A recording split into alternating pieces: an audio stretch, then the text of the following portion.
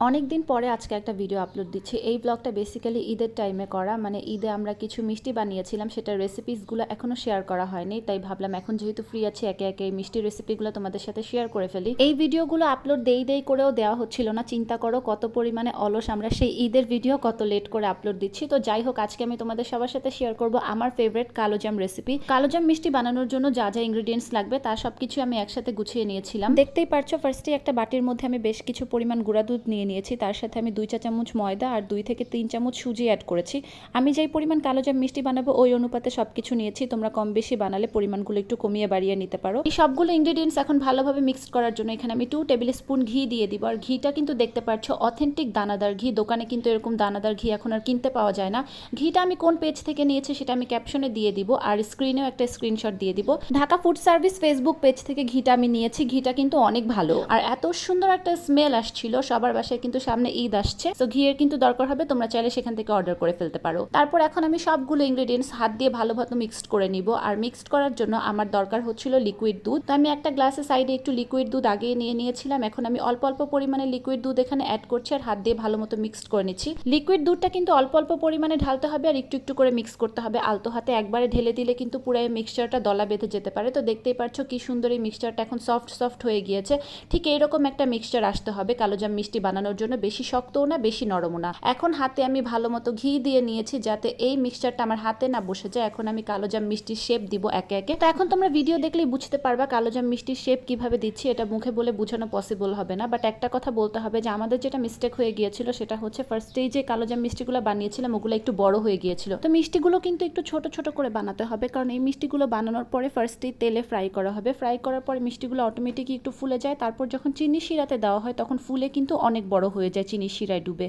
তো আমাদের যেটা ভুল হয়েছিল যে মিষ্টিগুলো একটু বড় সাইজ করার কারণে মিষ্টিগুলো অনেক বড় হয়ে গিয়েছিল, যেটার কারণে নরম হয়ে মিষ্টিগুলো ভেঙে যাওয়ার চান্স থাকে। তো যাই হোক, একে একে এখন আমি সবগুলো মিষ্টি বানিয়ে নিব। আর একটা কথা যেটা শুরুতেই বলতে ভুলে গিয়েছিলাম, এই মিক্সচারটা বানানোর সময় গুঁড়া দুধের সাথে কিন্তু আমি 1 টেবিল স্পুন বেকিং সোডাও ইউজ করেছিলাম। এতে কিন্তু মিষ্টিগুলো ফুলে উঠে। এখন আমাদের অলমোস্ট সবগুলো মিষ্টি বানানো শেষ। দেখতেই পাচ্ছ এখানে কিছু মিষ্টির সাইজ ছোট হয়েছে, কিছু বড়। যেগুলো বেশি বড় হয়ে গিয়েছিল সেগুলো চিনি শিরাতে দেওয়ার পর আরো ফুলে আরো অনেক বেশি বড় হয়ে গিয়েছিল, যেটা তোমরা ভিডিও লাস্টে দেখলেই বুঝতে পারবা যে কেন আমি মিষ্টি সাইজগুলোকে ছোট ছোট করে করতে বলেছিলাম। তো যাই হোক, এখন আমি সবগুলো মিষ্টিকে তেলে ফ্রাই করে নিব। আর মিষ্টিগুলোকে কিন্তু ডুবো তেলে ভাজতে হবে আলতো হাতে। এখন আমি সবগুলো মিষ্টিকে সুন্দরভাবে ভেজে নিচ্ছি একটু কালচে কালচে কালার হয়ে আসা পর্যন্ত, মানে কালো জামের কালারটা যেরকম হয় একটু লাল কালচে টাইপের।